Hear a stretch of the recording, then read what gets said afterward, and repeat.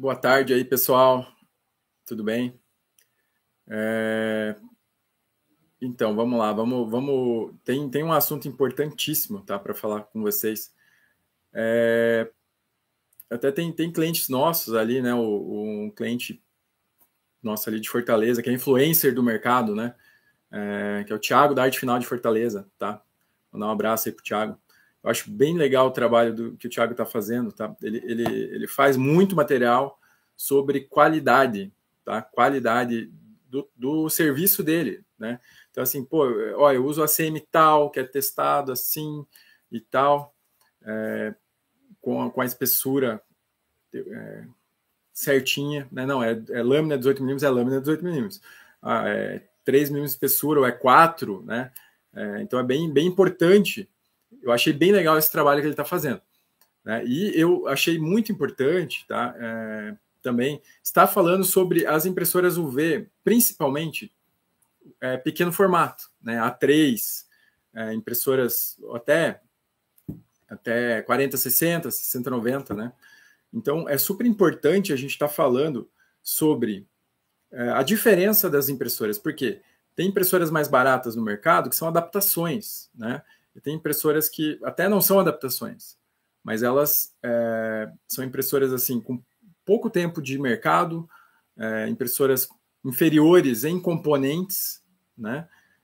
Versus, né, qualidade. Então vamos lá, vamos comparar, tá? Eu quero trazer essa comparação para vocês, trazer luz para o mercado em relação a isso. Então hoje a gente tem impressoras A3, né, 4060, 6090.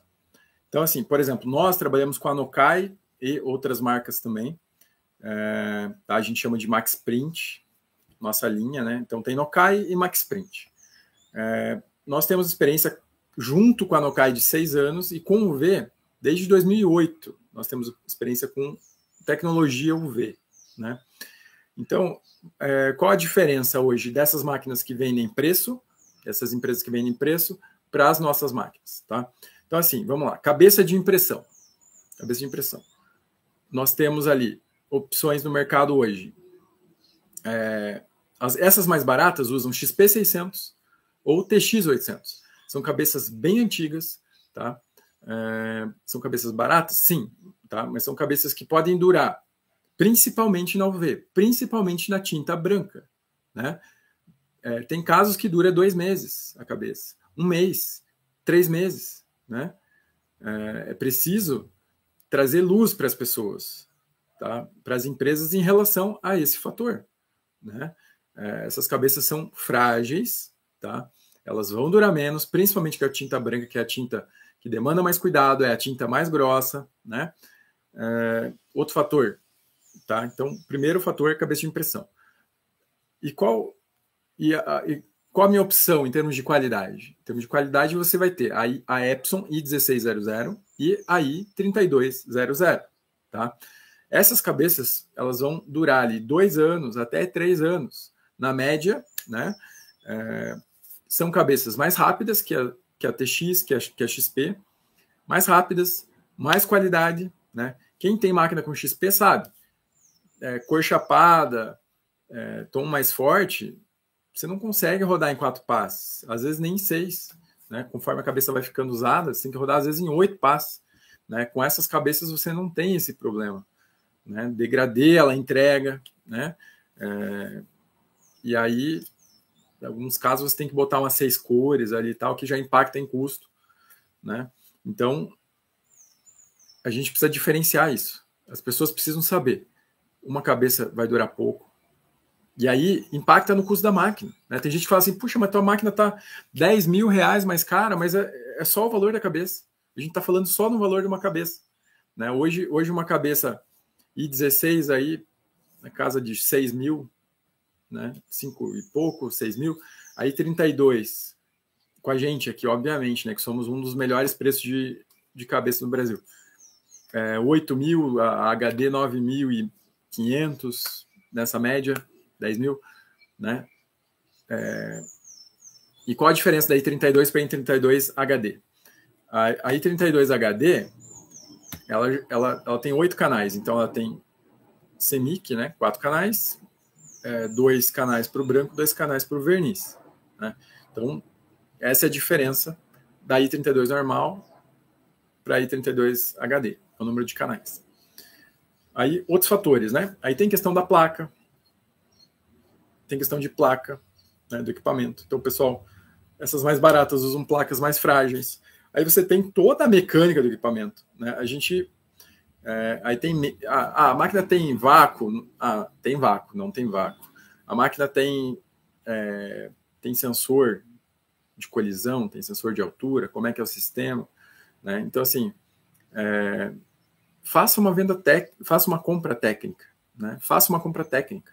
Não simplesmente se balize pelo preço, né? E como o mercado também, né? Você não quer que o teu cliente saia da tua empresa assim, porque você está vendendo sei lá, está vendendo um quadro a R$80 e o outro fez 50, entendeu? Mas o cliente nem deu oportunidade para explicar por que teu é melhor, né? Então, por isso que eu falo assim, a compra técnica é a melhor saída, né? Você entender o que você está comprando, você ouvir o argumento técnico e não só a pressão, né? Tem empresa que gosta de vender na pressão. Não, aqui tal, consegui para você, vamos fazer, vamos assinar, né?